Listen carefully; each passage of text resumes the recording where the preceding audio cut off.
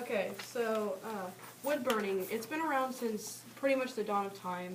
Cavemen used to do it by taking the burnt remains of their campfires and making art with them. Photographer Robert Doyle has said that this has been a pastime, well, since then, and especially was very common in the Victorian ages. This is a modern day wood burning tool, and as you can see from the discoloration in the metal part, I've used it quite a bit. These things heat up really super fast, so don't move. I've burnt myself several times because I accidentally touched the metal part, which is one of the first things you should not do. But if you look at your handout, there are several types of tips, and each tip can do different things. I unfortunately do not have every tip. I just have the artistic ones that can be used to make very basic designs. And if I plug this in right now, even though I'm sure we all remember Mrs. Brandt's story on the girl who tried to boil water, this heats up pretty much within a few seconds. When changing the tip during this, you have to use one of these things, which is a pair of pliers. And the type of wood you use is also very important, which is part of step one, which is getting your supplies ready. You always want to start with a tip in the thing. The tip that you plan on using, I chose this one, which is just a basic tip. And a random piece of wood that I don't exactly remember what it is. But there's several types of wood that you should not use, like human chemically treated wood can be toxic. And I really don't want you all to get sick. So I chose a random piece of wood that we have in my basement. So, as this thing heats up, which I don't think it has yet, no? Okay. Is it even turned on? Should be. Okay. So, right here I have a few tips. When I actually wanted to see if you guys wanted to help out, pick the second tip. So, if there's any suggestion from the list I gave you, I have a few that are more so decorative. So, if there's any that you would in particular like to see. I think I have the star. It should be, oh, there's a heart. And where's the soccer one? Did I forget that one?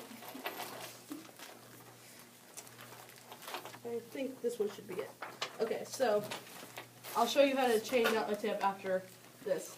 So I believe from the way it was radiating heat, it should be ready. So if you guys want to get a little closer, when using these, you want to make sure that your hands are not too far from it.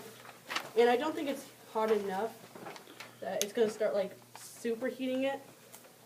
But if you can, like, you should be able to feel the heat if you're close enough. This thing is what's used to kind of keep it away from you, because these things do get super hot. And there are a lot of pictures, if you look it up on biography, the injuries that can occur when you do it.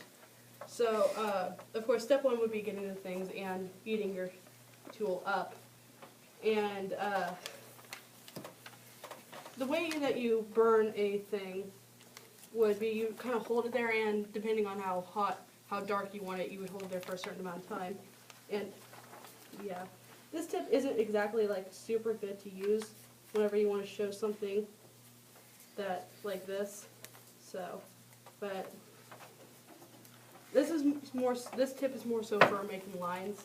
Now, if you want to change the tip, you do not want to touch it because you don't want to burn yourself. So you use one of the pliers to grab hold of it and turn it until the tip is out. So, like that, and do not put it on the wood table because I'm pretty sure Miss Brandt does not want me to burn her table. So we will quickly change into this tip, which that is a horrible way of holding. What am I doing? Yep, it was tip, okay. So, and there I go, okay. I am so sorry that my hands are super shaky. I am one of the shakiest persons you will ever meet. But when doing this, you want to keep a tight hold on the tip so that you can spin the tool enough until it is tightly in. And do not do what I just did and put your hands too close to the top, because this tool does heat up very fast, which is why I have two.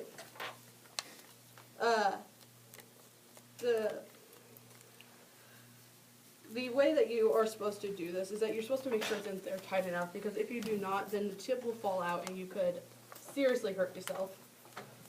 But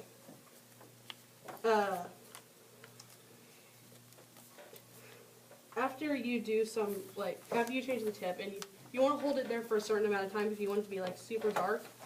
Like, the way I held it was not there for very long, which I don't know if you can see that, Ricky. But the longer you hold it there, the darker it will be, and the shorter you hold it there, the lighter it will be, which is especially a good tip to know if you ever plan on doing art with this. I don't, because I'm not good at it enough yet. Hopefully I will be able to someday. So that is just kind of basic, the starting of it. So, yeah, and of course the darker you hold it there. So when putting it away, you want to make sure that it is completely unplugged and you're not waving it around like I am right now, because that's stupid. But when you unplug it, it is still going to be hot for a while.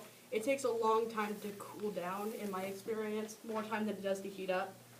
So what I always do is, especially on this kind of wood, because I don't plan on using it again, just kind of setting it like that on the wood, because in not putting like the tips or anything on anything, I had a plastic thing that I originally used.